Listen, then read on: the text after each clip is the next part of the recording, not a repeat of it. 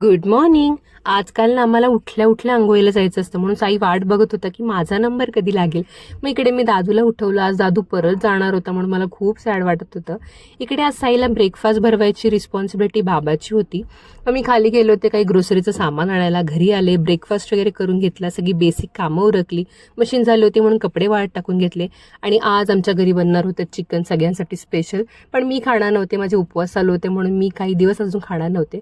मुलांनाही इकडे भूक लागली होती, मग त्यांना जेवायला वाढलं. आणि दीदीने अशा इतक्या मस्त भाकऱ्या केल्या होत्या ना, मला तर अजिबात भाकरी येत नाही, पण तिच्या खूप छान टम्म अशा फुगल्या होत्या. And as you can see इतकं टेम्पटिंग दिसत होतं चिकन ना की मेरे मुंह में पानी आया था लिटरली.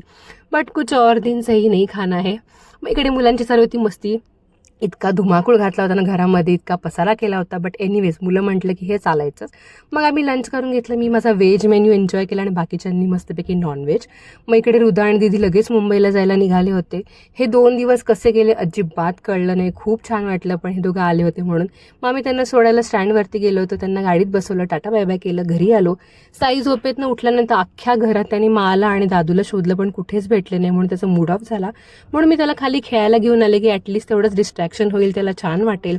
मस्तपैकी झोका वगैरे खेळला, त्याला बरं वाटलं. मग आम्ही घरी आलो.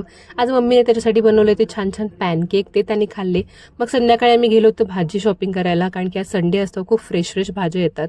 ते केलं, मॅन्डेटरी दिवाळीची शॉपिंग केली आणि असं संपवला आजचा दिवस. भेटूया पुढच्या ब्लॉगमध्ये, तोपर्यंत बाय.